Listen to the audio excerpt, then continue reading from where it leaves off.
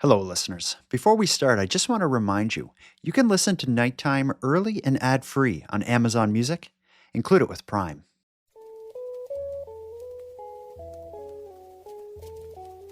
You are listening to Keep Canada Weird, a weekly weird news roundup by the Nighttime Podcast.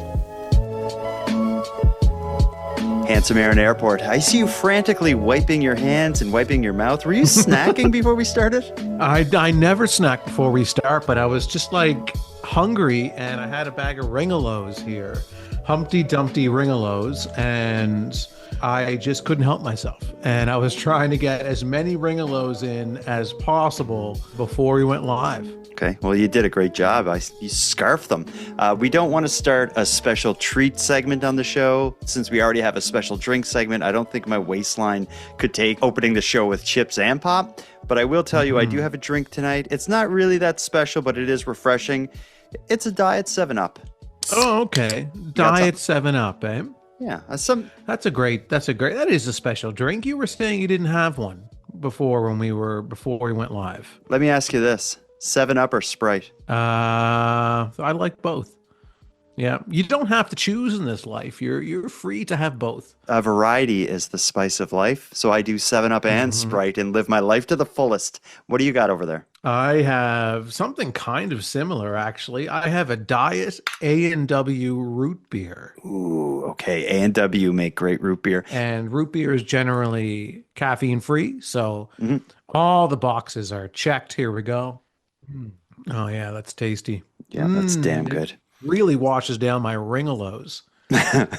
We got a lot of voicemails tonight, so I'd love to chat more about our drinks, but I want to just jump right into the voicemails. Every so often, we cover a story that really stirs up the Keep Canada Weird correspondent crew, and it happened again last week. The story surrounding the senior citizen punching out the out-of-control teenager inside a Tim Hortons coffee shop in Canada has led to a lot of listeners writing in. An American listener named Julie wanted to give us a bit of insight on her experience with dealing with teenagers in a business she manages and her thoughts on seeing a senior citizen punch out a teenager that was out of control. Here's what Julie had to say. Hi, Jordan. My name is Julie, and I'm from Wisconsin, and I listen to your show all the time. And I'm calling in about the kid who got beat up by the senior citizen at the Tom Horton. I'm a property manager of a shopping mall, and I have to deal with naughty kids every day. And when the school season is over, these little kids come to the mall and they think that they can do whatever they want. Their parents, I don't know what their parents do, but they've literally rode their bikes through the mall, and they swear at the mall walkers, which are senior citizens. They throw things at them. It's just terrible. They're little vandals. And so I love the video. I thought it was awesome that man was wailing on that kid.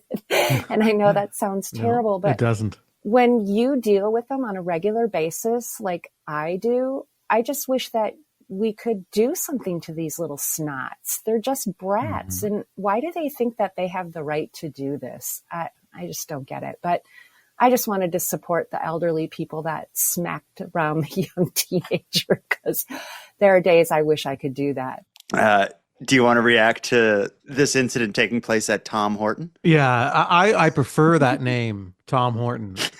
It's more professional than Tim Horton. It's Tom Horton. Yeah. CPA. The guy. Tom Horton, attorney at law, That's right. His friends call him Tim Horton. Yeah, but it's Tom Horton. Julie sounds like she has a bloodlust, and that's okay. I don't condone senior citizen violence against children, but Julie, she doesn't seem to have much of a problem with it. Did she say she manages a mall? This is beginning to sound more and more like a Keep Canada romantic voicemail, because can you imagine if you were to be dating someone who manages a mall? What do you mean? Why? Why would that be? I would hang out at her mall. I'm just saying, the reason I bring it up because you and I both love malls. Yeah. We love spending time in malls. And imagine if we were dating the mall manager. Yeah, but they say don't dip your pen in the company ink. And I feel like dating the mall manager would just be a little too close to the fire. Think of the perks, though. You'd be able to have access to the private bathroom. So when you have to go number two at the mall, you'd be able to go to the manager's bathroom. Do they have their own bathroom? Of course, the manager has their own It's bathroom. true. The manager doesn't use the norm's bathroom. The manager is up in an Yeah, in office. the tower above Uh, the center of the mall. yeah, constantly using the bathroom. Um, yeah, I don't know. I still don't know. I'm still not sold on the idea. I've never thought like, man, I'd love to date a mall manager. But yeah, I guess it would have its perks. I'll see you to that. We got to get into something here, though. That was a great voicemail, a great way to start the show. But there has been a bit of political outrage that has taken over Canada. And I think a lot of people are turning to us for our insight and our reaction to Canada's latest political controversy. I'm talking, of course, about one of Canada's most famous musicians, Drake, and his battle with former NDP leader Jagmeet Singh. I don't think anyone saw this coming. Drake has had a beef with Jagmeet Singh, but don't expect a diss track from the former politician, just an apology. Y'all ready to party tonight? Fans were certainly ready to party when Kendrick Lamar with special guest SZA played 2 shows in Toronto last week. Let's go. But one attendee in particular is feeling the heat. Jagmeet Singh was spotted at the show, and Toronto rapper Drake isn't happy about it, going as far as calling the former NDP leader a goof for being there. Drake and Lamar have been embroiled in a beef for over a year, the two dropping diss tracks against each other. The undisputed winner of the feud is Lamar and his Grammy-winning record, They're Not Like Us. In the track, Lamar calls Drake a pedophile for allegedly dating underage women. Drake has taken Lamar and his record company to court, suing for defamation. As for Singh, he took to X to apologize, writing, "I was born in this city. I love this city, but real talk, I get it. I shouldn't have gone at all. OVO and Drake have lifted the city and Canada for me. It'll always be Drake over Kendrick." Come on now, boys. Can't you just get along? So Kendrick Lamar is still on tour. Drake has a new record coming out. The fact that we're talking about them, I guess it's good for both of them. So do you want to react to the beef between Kendrick Lamar and Drake, or just the weirdness or nonsensical nature of a politician apologizing for attending a pop concert? Yeah, I mean, the beef between Drake and Kendrick I don't even want to comment on that. It's been going on for a long time now. It's beyond ridiculous. I don't think it. But one question about it. Maybe you know more about it than I do. Does Kendrick Lamar have other hits other than his big song that calls Drake a pedophile? I would imagine he does. I don't really follow him. The only beef that I have with him is he ripped us off. Did he?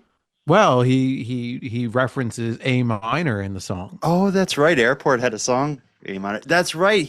Yeah, we had a song called A minor. Drake has began a defamation lawsuit. I don't know if it's against Kendrick Lamar or against his record label, but I thought that maybe like Kendrick Lamar may have found himself in a difficult position, because if you have like this massive hit that's as problematic as this is, because whether or not, the allegations are true or whatever, if you can't prove that in court, he's probably going to lose every cent he makes from that song. And it was like a big part of Kendrick Lamar played the Super Bowl halftime show and performed that song. Although he didn't sing the line that refers to Drake as a certified pedophile. It's an interesting story. And I think when that defamation trial eventually begins, that's going to be pretty fascinating. It'll also set quite a precedent for like beefs that play out in hip hop music, Yeah, and that's a thing that's been going on for a long time, but I think that's been part of the music, battling and kind of going back and forth with battle songs and diss tracks and all of these things has been a part of hip hop for years and years and years. So yeah. for somebody to be able to sue another artist over something like that, that's going to be interesting. Yeah, it will be. But as far as Jagmeet Singh, like I don't think he has anything to apologize for. He lives in I Toronto. There agree. was a big concert. He went. It was inappropriate to call him a goof, I think. Goof of all the insults too. Yeah, yeah. I think that one hits pretty hard though. Yeah, because it takes away all of your credibility. When somebody calls you a Yeah. goof, it means nobody takes you seriously. With all that said, we have a big card ahead of us tonight. We have two weird stories set in public places in Canada that I'm really excited about. And we also have a section of consumer complaint stories, not listeners sending consumer complaints to us, but bizarre consumer complaints finding their way into the Canadian courts or Canadian media. And we're going to have a string of voicemails related to the senior citizen punching out the kid at Tim Hortons. I'll kind of pepper them throughout the episode, but let's take our first break of the night. And when we get back, we'll have two stories set in weird public places in Canada.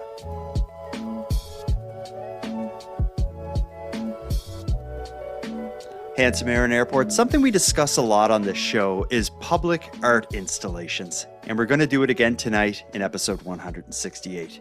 Oak Bay, British Columbia's latest public art piece is turning heads and raising quite a few eyebrows. The life-size sculpture, titled Modern Man Does Research, features a stainless steel man sitting on a stainless steel toilet, staring into his stainless steel telephone. Down the street from the market in front of Oak Bay's public library is a new public art installation that's raising a few eyebrows. It's titled Modern Man Does Research, although how that research is being conducted is the interesting part. It depicts the man sitting on a toilet, scrolling on his phone with a cigarette in his mouth. It's created from stainless steel cookware and is part of that municipality's Arts Alive project, scattering art installments throughout the city on loan for up to a year. People we spoke with today say they like the piece, and it's doing what public art should do: get us talking. I think it's good. I think it's a meditation on what we're all doing with ourselves these days. Still thinking, but maybe not quite having the same context. I think it's really rather interesting. I like it. You do? Yeah, it makes people stop and look and talk. What could be better? Isn't that the point of public art? Exactly. It's good. People stop, think, have a little think about something, rather than just go about in our own little worlds. A full list of artwork displayed for this year's Arts Alive project can be found on Oak Bay's website. I'm just going to say it. I like it. That's public art for me. It has an amazing look. Like when you look at the light reflecting off the stainless steel, beautiful. But the message behind it, it makes you talk, it makes you think. And I think it gives an important message to a lot of people. Yeah, Especially in this day and age. especially in this day and age. Imagine if this art piece was erected in the 1950s. Well, it wouldn't make any sense because back then Take out the phone, Okay. and it's just it would be holding a book or just sitting on the toilet. and it would still be called Modern Man Does Research. No, it'd just be Modern Man Poops. Yeah, it would be. I think it would be a lot more divisive. I guess so. Yeah, yeah. I'm, and both of us are normally quite critical of pretty much all of the outdoor art installations that we've covered on this show around this country. And this is the one that I love. I love this one. It makes you think. It's interesting. It's well done. It's well designed. My only issue with it is the placement of it, where it's outside. I think this would be better inside, in a mall manager's bathroom. That's where I think would be the best spot, because you are dating the mall manager and you have totally free and unlimited privileges to the mall manager's bathroom. And then you go in and the metal man is using the bathroom every time you go in. Doing his reading COVID stuff. And that, yeah, just going through COVID details and concerns about the vaccine. and then you realize, how does Metal Man get access to the mall manager's bathroom because I'm the one dating the mall manager. Mm-hmm. So then you start to wonder what's the relationship between Metal Man and the mall manager. Okay. Okay. So it makes the art a little more conflicting to look at. Do you think there is value in making fun of or discrediting the kind of research someone would do on their phone on a toilet? Like, I think that's one valuable public contributing part of this art. Kind of rolls its eyes at the idea of YouTube research or Facebook research that people do. Do you think that's valuable to make fun of publicly? I think this doesn't make fun of it. I think this validates it. And yeah, like it's everybody does this. Everybody sits on the toilet on their phone, and maybe it's not research, maybe it is, but people work on the toilet now. Yeah, And you modern can. technology has given us that, and I think it should be celebrated. I think it should no longer be shamed. We took such different ideas and feelings out of this piece. I support it as a public statement against sloppy research online, and you see it in so many different ways that it's quite surprising. Let's move on from this story. There's another weird public place that is in the news in Canada, and maybe we'll agree on this one. It doesn't involve art. It actually involves a rather dangerous slide. A playground in Colwood, BC is making headlines for all the wrong reasons after its towering metal slide has proven to be a bit more thrilling than your average playground variety. One of the people who took a trip down the slide was Sarah Lalonde, a mother of two. And when she came out the bottom of the slide, she ended up with a leg broken in two places. The city has since shut the slide down, pending further safety review. But let's listen in on the story of the slide to hell. Still very sore. A lot of the swelling has come down in this part of my leg. A West Shore mom is relieved the tallest slide at a Colwood park has been closed after a painful landing. It was not the experience we intended to happen. We went around the first turn, and as soon as we hit the first turn, my leg went all the way this way and went up and smacked the top of the metal slide, and I heard a crack. I heard my leg break. Sarah Lalonde rode down the Quarry Park slide with her son. We were bumping like jelly beans down the rest of the slide. This is where the rods and screws are. Unlike his mom, who needed surgery for broken bones, he wasn't seriously hurt. Would you go down that slide again? No. The city of Colwood is aware of 2 reported injuries. Others have added to the tally online in response to a post by staff. The slide's future is under review. We have to look at this and see what happened before we can ever make any type of conclusions. The rest of the playground is still open with signs up. The equipment is for kids aged 5 to 12. Oh my gosh, it's the best park we've been to. I love it. My daughter is obsessed. And that tallest slide now cut off. Slides should be accessible for all abilities and age ranges, and that looks like you can shoot right out the bottom like a fire rocket. Obviously, safety is the most important as a parent. When a kid goes to a slide, they shouldn't get hurt on it, even minorly. Sarah's son says he'll be sticking to the smaller slope as his mom anticipates spending the next year recovering from an all too daring ride. When I look at that playground, that slide is quite epic. Like, it looks like a lot of fun. It looks like it's almost maybe like 2 stories high, and the slide goes from the 2 stories up to the ground level. It's bigger than any slide I've ever seen at a public playground. But as you hear in that news report, it's something designed for kids. Like, did it say like, I don't know, like 8 to 12 years old or something? This is like a grown woman going down that slide. When I look at that slide, I think myself, like, that looks like a lot of fun, but I would wreck myself if I tried to go down that. Yeah, it looks pretty dangerous. What I'm wondering and kind of surprised isn't happening here is some type of a lawsuit. If they had the warning up about the age limit, that would be a defense that the city or whoever owns that playground would have. But I still don't know if that would get them out of it. This playground, it looks like some people with a bunch of like sheet metal and logs made this crazy playground. And I think the reason you're not seeing these interesting, unique playgrounds anymore is because it opens the door to injuries and lawsuits and such. So this is just another example of like people will say, in the 80s when I was a kid, we had, this sort of thing and we survived. In the 80s, we had stuff like these playgrounds and they all, for the most part, went away because people like this woman went down it and broke their legs, and every so often they sue. Yeah, but I mean, I've gone down children's slides before and didn't have any issues. Yeah, this isn't your average slide though. It's taller, it's longer. But that's what I'm saying. It shouldn't, the slide shouldn't be to begin with.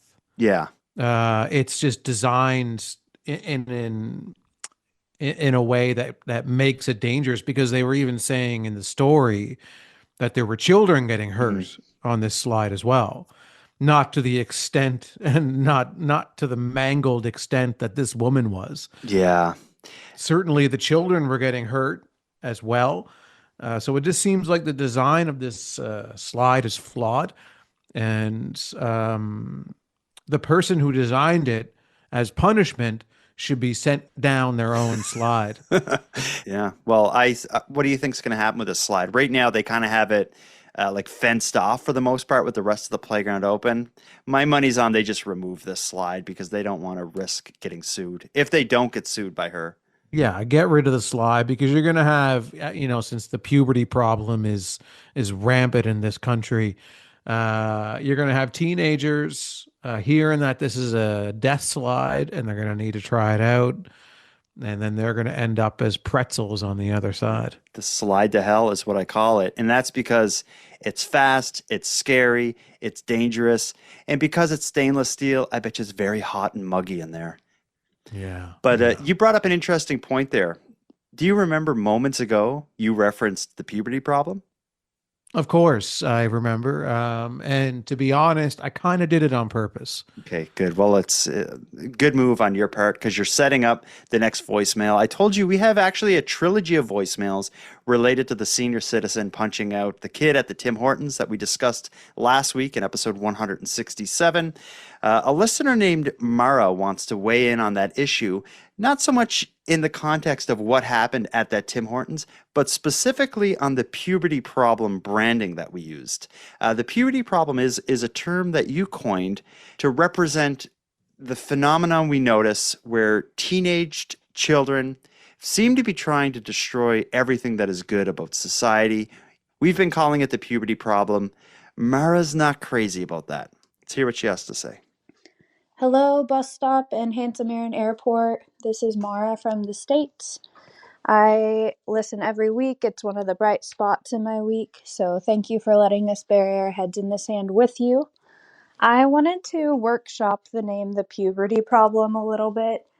To me, that sounds kind of like there's a problem with the puberty, which I don't really want to listen to or be a part of. So I was wondering how we feel about instead calling it the teenage rampage. Think it over. Just let me know. Thanks again. Keep Canada weird. Bye. I get her point on the puberty problem. That term, if without the right context, it may lead someone to believe that we're talking about a problem with puberty, but where the term comes from is the problem seems to start socially at the time of puberty. What Mara is considering is maybe a rebrand, and she floated the term the teenage rampage.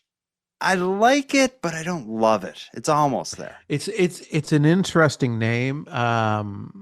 If she had have given this idea to us before I came up with the puberty problem, then we probably would have called it the teenage rampage. But yeah, because that teenage rampage is better than the other options we were floating before we came up with the puberty problem. But we've been using the puberty problem now for a few months, or maybe 2 months or so, or maybe longer. And we've already trademarked it, and we have T-shirts and before you get too far, though, you got to wait till our third voicemail because Okay. I am going to advocate for a rebrand, but not just yet. And that rebrand isn't going to be the Teenage Rampage. A little later in the show, we're going to hear actually from a clinical psychologist about Oh this God. issue. Okay. And what they present is a possible branding that I think is really good. Okay. But with all that said, let's take our second and final break of the night.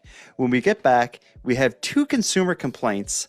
These are stories involving going to the news or going to court about a consumer issue. These are 2 very strange stories.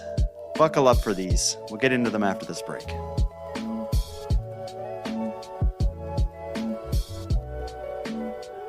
Handsome Aaron Airport. I love a consumer complaint. I love seeing these things in the news, and I love the public serving as kind of judge and jury for who's wrong, the consumer or the big corporation that has their money. We have a good one here. An Ottawa man was stunned to receive a $1,547 water bill. It's over 15 times his usual amount. When he contacted the water company, asking them to investigate why the bill was so high, the problem was eventually traced to a toilet leaking in a basement bathroom that the man rarely uses. He doesn't think he should have to pay the bill. The water company says he has to. Here's the story of the leaky toilet in Ottawa. And this was the culprit. This basement toilet has caused much grief for 68-year-old Paul Malouin. How much was it leaking? Like that. A silent leak went unnoticed. He was shocked when the bill arrived. The total, $1,547 over 2 months. I thought, it's a house. Like, I would have had a flood. I would have had a pool sitting somewhere. As you can see here, I've had an average about $80, $90 all the way through till here. Shoots off the chart. Malouin called the city immediately. The response? He's on the hook for the bill. So this nice young lady calls me. Then she says, oh yes, well, it's bylaw. And now that it's a bylaw, you can't get any kind of rebate. Toilet issues are fairly common. Water is continually running. So although Out of This World Plumbing says even a small leak can add up to big bucks. Probably a flapper that just didn't close properly, in which case it's in your toilet, but essentially it's the same as you just going in and leaving a tap turned on and just letting it run for 2 months. So it will put your water bill up quite high. The city has a program that can alert residents when water use is high. It's called a Water Monthly Usage Alert, but the onus is on the owner to sign up. In a statement, the city says, homeowners are responsible for all water usage on their property as well as the repairs and maintenance of all plumbing fixtures. It's important that they ensure these are in good working condition, and if a resident suspects a leak, they are encouraged to address the problem as soon as possible to avoid increases in their water bills. Malouin says alerts should be automatic for everyone. She says to me, oh, but you could have registered for this. Malouin says he had no idea this was an option. Why isn't it, you get 20% over, we send you a warning, say, hey, you're already 20%. You don't wait till someone has 15 months a bill in 2 months. Malouin is still holding out for financial relief, but realizes he may have to pay the full amount. Do you want to serve as judge and jury in this case? Well, do you want me to just say what I think? Yeah, you're the lawyer, I'm guessing, representing the water company. Yeah, I am. Yeah. What do you think should happen, water company lawyer? Your Honor, this man needs to pay the bill. And why is that? Because he used the water. That's why. That's pretty simple. If anyone is in trouble, it should be the manufacturer of whatever part of the toilet failed. Yeah, but I mean, how old is the toilet? And also, that's what happens to toilets. They start to leak eventually. It's happened to me several times throughout my life. I've had leaky toilets, and I could hear the little stream kind of continuing after it was flushed, and I thought, oh, yeah, that's sounds like a leaky toilet. Got to deal with that. Yeah, so then I fix it. Yeah. It seems like his idea is kind of like I should be allowed to have a toilet in a downstairs bathroom that I don't go anywhere near. And if it leaks, like, it shouldn't be on me. Yeah. That's kind of the risk you take with, plumbing inside your house. People take it for granted, but it's actually quite risky and a lot of things can go wrong. In this guy's case, what went wrong is that there was a slow leak and it cost him 15 times his normal bill. It is $1,500. That's a lot of money, but this could be way worse. Yeah, no, this guy, not to quote Drake here, but this guy's a goof.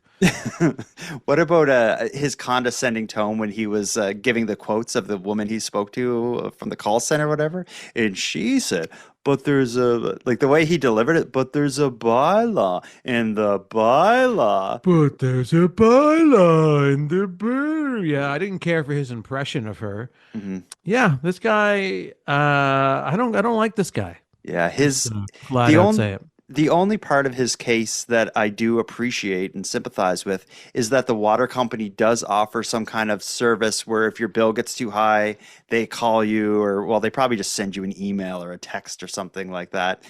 His idea is that he shouldn't have had to sign up for that. It should have been automatic.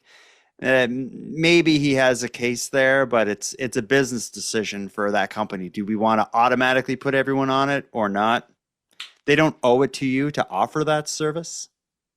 No. So again, they offer water at a pretty reasonable price, and you buy it, and sometimes you don't realize how much you're using of it.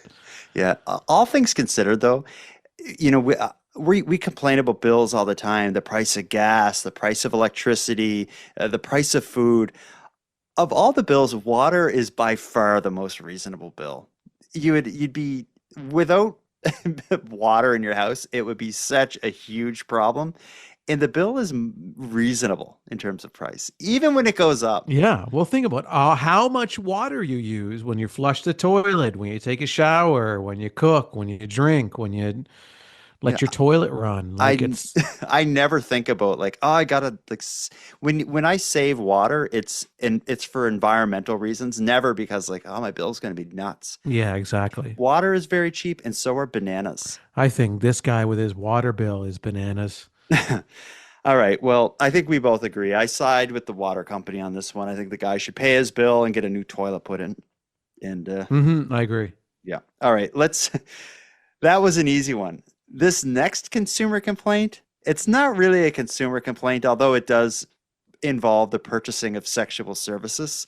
It's more so a state will legal case, unlike anything I've ever heard. This is truly a Keep Canada Weird news story.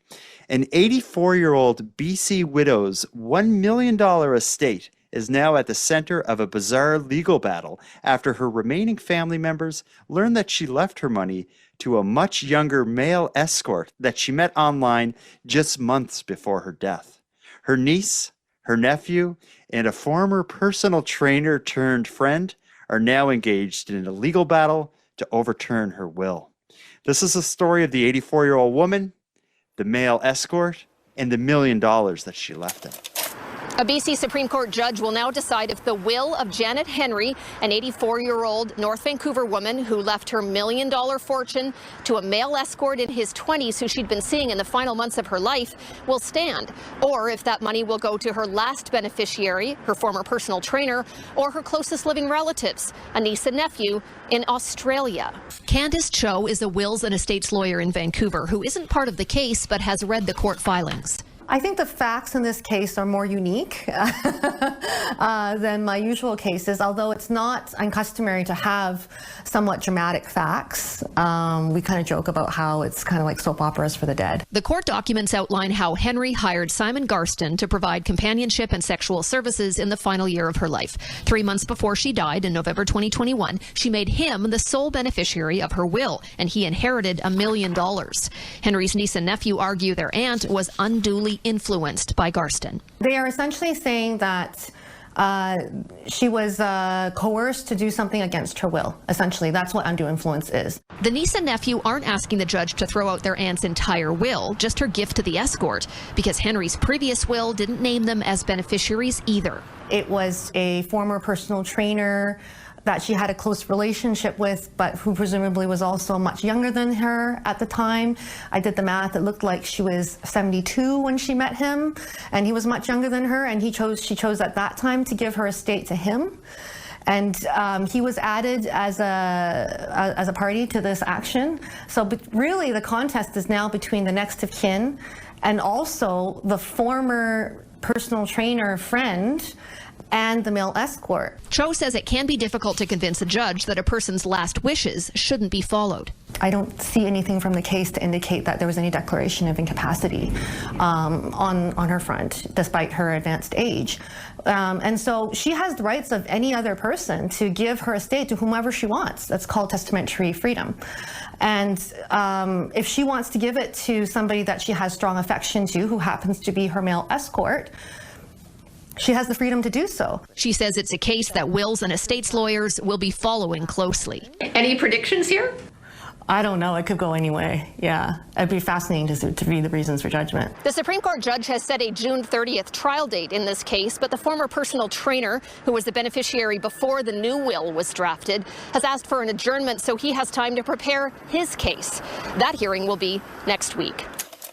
I've never heard anything like that. Even like these battles over wills and estates and all that stuff, that's not uncommon. But the facts of this case, this has to be uncommon.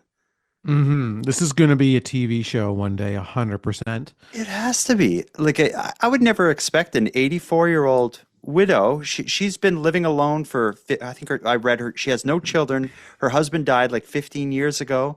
And she's just spends her time, I guess, with first a personal trainer, then a male escort for the last 3 months of her life. You would never have expected that. No. I mean, she died at 84. Is that the age that she? Yeah. So you would, but I applaud her. Is how I feel about it. For living the good life. She's at that age. She's still, for lack of a better term, horny, and I think that's wonderful. And I think she was living her life, especially the last few months of her life, how she wanted to live it.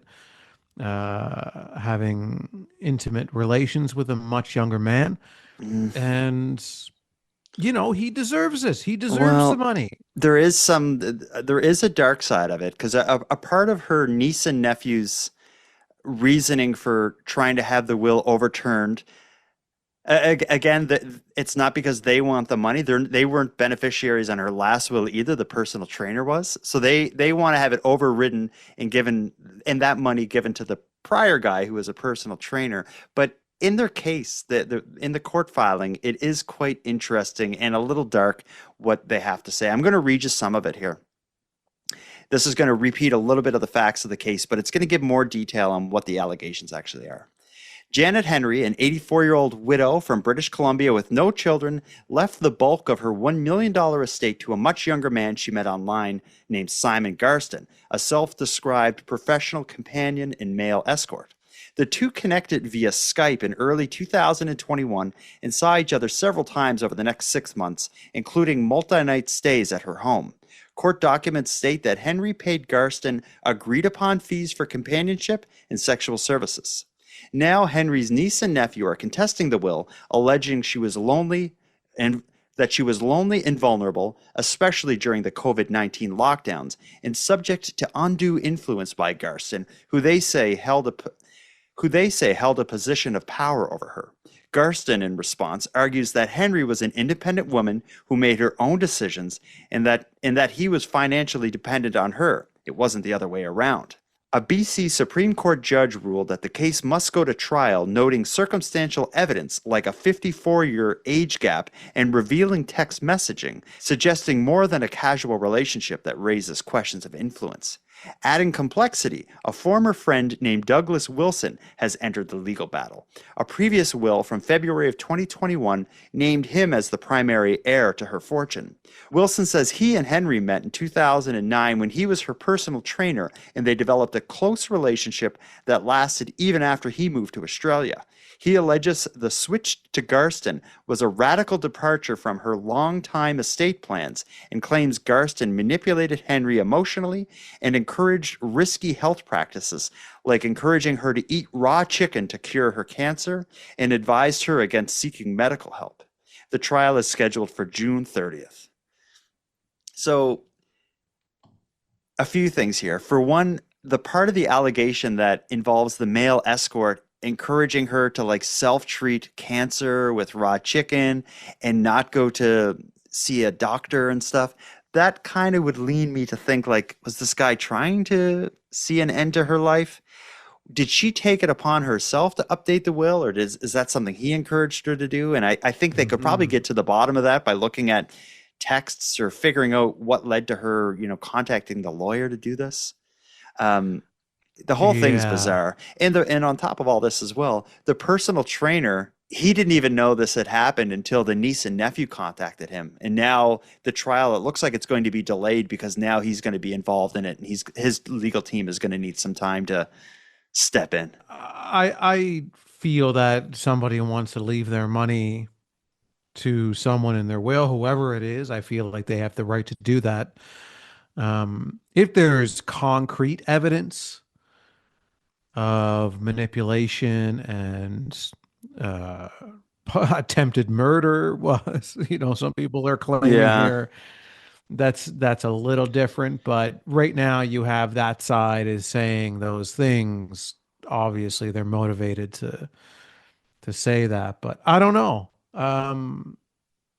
We'll have to see what hard evidence comes out here. I would, one thing I will say in defense of the male escort is that he was probably the only person spending time with her in the end, it sounds like. Yeah, it's true. And there's something to be said about that. Yeah, exactly. So if this woman is on her deathbed and this is the person that she's connecting with the most, and the family that she does have, nieces and nephews, aren't around, the personal trainer moved to Australia, this is the person who's by her side. Mm-hmm. Jeez. It's a wild one, but it will be an interesting case to follow. I'm hoping it gets a lot of media coverage because there's been very little written about this so far, which is kind of surprising because it's so salacious and unexpected. I hope that the trial, when it eventually happens, we got two trials to look forward to: the Lamar Drake defamation trial, and now the 84-year-old the 84-year-old's millions being left to the male escort trial. Yeah. It's going to be an interesting year. Yeah, no, it's going to be busy. We may need to add a new series into this show that we have, called Case Watch, or Trial Keep Watch? Canada Is Legal, that what you mean? or something to that effect. Yeah, we'll workshop that name. Speaking of workshopping names, we've heard a lot of people weighing in on the senior citizen punching out the kid at the Tim Hortons. We've heard Mara suggest maybe considering a rebrand from the puberty problem. Let's pass the microphone to another listener of Keep Canada Weird. We received a voicemail from someone who claims to be a clinical psychologist named Dr. Rogers. I looked them up and I don't know if they're legit, but let's give them the microphone anyway. Hello, my name is Dr. Rogers. I happen to be a clinical psychologist and psychiatrist. I just listened to the latest episode of Keep Canada Weird, where the teen got slapped at Tim Hortons. Now, you and Aaron do not have the psychological background in which to analyze the situation, but luckily I do. The clinical term for what happened is puberty pushback. This is where teens try to push back against the boundaries of society as they try to find their way and navigate their place in a society as they emerge from their child state to their adult state. Now, my practice happens to be in Saanich, of all places, and that teen happens to be my client. So luckily, because of this incident, not only do I get to charge exorbitant fees in trying to resolve the situation of his trauma in traumatizing people, but now I get to charge those same exorbitant fees in trying to resolve this new trauma that has come up as a result of this incident where the senior has slapped him. Have a good day, gentlemen. That was good. Yeah. It's good when you hear from an actual real clinical psychologist. Yeah. There's not much we can say in, back to that because we just don't have the education, the experience in psychology that this individual does. So we can't really argue them. So they're suggesting that we call it the puberty pushback. Yeah, and I we call it we've been using the puberty problem, but the puberty pushback is just a little more descriptive. I don't know if it's better, but it's a different way to describe the puberty problem. I don't know if it's better though. Yeah, Puberty I'm not pushback, puberty convinced. I'm not problem. convinced. It's interesting. My only concern is selling merchandise. In terms of rolling off the tongue in a marketing perspective, puberty problem is the winner. Puberty pushback. Let's have some more people weigh in, some more listeners, and see let's get a few more opinions on this before we make any final decisions. Okay.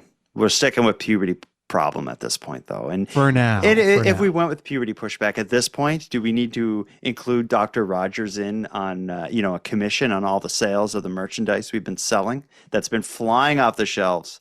We do. It's a 70% commission. Well, this has been interesting. Do we need any kind of palate cleanser, or do you think this is, you know what? I'm just going to do it. I got one other voicemail I want to play. I guess we'll call this a Keep Canada Romantic segment. This may be unexpected. This may be shocking to you. We've heard people on prior episodes share dating profiles, I think in hopes that someone out there in Keep Canada Weird Nation would find an attraction to them and reach out. But I got a voicemail from a listener named Nancy in California. She's not putting herself on the market. I think she wants you, Aaron. Here, I'm just going to let her plead her case. Hi guys, this is Nancy calling from California. I'm sure you get this question frequently, but I was wondering if Handsome Aaron Airport is on the market. I think we would be a pretty good match. I adore a dry sense of humor. I love cats. Ooh. I'm into musicians. Ooh. And I enjoy watching live music. Okay. Also, for what it's worth, my mom's from PEI. It's not worth much. And with the way things are going in the US, I'd be willing to relocate for love. So let us, ladies, know if we stand a chance with Mr. Airport. I mean, there's some interesting points that she made. I like when my ears perked when she said cats. That's a big thing with me because, as all listeners of this show know, I have a cat who's my world. And if somebody doesn't like cats, then it's not going to work out. Do you think she's looking for companionship or citizenship? I think it's interesting that in her pitch, she's like, and I will move to you. And I will move. Yeah, I didn't think about that until you mentioned it. And now that's all I can think about. I mean, this listener should send in another voicemail and convince me that this is not for citizenship. It's been speculated from the very beginning that Keep Canada Romantic was going to be derailed by your charming nature, and it looks like maybe that's happened. So yeah, another voicemail from her convinced me it's not about citizenship. However she wants to do that, whatever method she uses to try and convince me and the Keep Canada Weird Army that I should marry this person. And have her move here. Mm-hmm. She could be a third co-host on the show. Oh, that would be an interesting first date. It would be two people with a cat who keeps Canada weird. I think we've been through a lot tonight. This was an interesting way to end it, but the actual stories tonight, you can't ask for more than a crazy political story like Drake versus Jagmeet Singh. We had the consumer complaint with the water bill, the absurd story of the 84-year-old's $1 million being left to the 20-something-year-old male escort. And then we also had some public art in there. This has been an awesome episode. I love episode 168. What do you give this out of 10? Oh, it's been a wonderful episode for me. I don't want to use a number.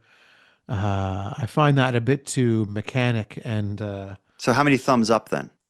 I don't want to use thumbs up because I only have 2, and it doesn't quite represent the complexity of how I or a listener would feel about an episode. There's a lot of levels to that. So let's just say this then. Did we do it? Yeah, it was done. Yep. I agree. Handsome Aaron Airport, until next time. Jordan Bus Stop Backhoe Bonaparte, until next time. I think we should all consider a will, but I don't know if we should update it months after meeting a much younger lover. Yeah, and until next time, for anybody who wants to potentially date me, I only have one criteria, and it's that you are a mall manager with their own bathroom. I want to thank you for helping Aaron and I fulfill our mission to keep Canada weird. If you've got a news story from your area that you'd like to share with us, or have any thoughts or theories or opinions on anything we discussed tonight, we'd love to hear from you. You can contact us by using the voice recorder that can be found at nighttimepodcast.com/contact. And on that topic, I want to give a big thank you to this episode's correspondents. If your voice message was aired tonight, you can email me your address. My email is nighttimepodcast@gmail.com, and I'll get a Keep Canada Weird badge and swag pack sent out to you. I just ask that you wear the badge proudly and responsibly. Next, a big thanks goes out to Aaron for another great night, Unicole for the intro and outro voiceovers, and Monty Data for the outro version of O Canada. And then, of course, a sincere and massive thank you goes out to each and every one of you listening. Your support makes this show possible. And if you'd like to support the show even more, please consider a subscription to the premium feed, which can be found at nighttimepodcast.com/subscribe. The premium feed costs just a couple dollars a month, but that money will fund the creation of new episodes of the show, and it'll give you those episodes 2 days early, ad-free, and access to a back catalog of episodes. And even if you don't want to go premium, you can still support the show by sharing this episode on social media. That helps a lot too, and it's free.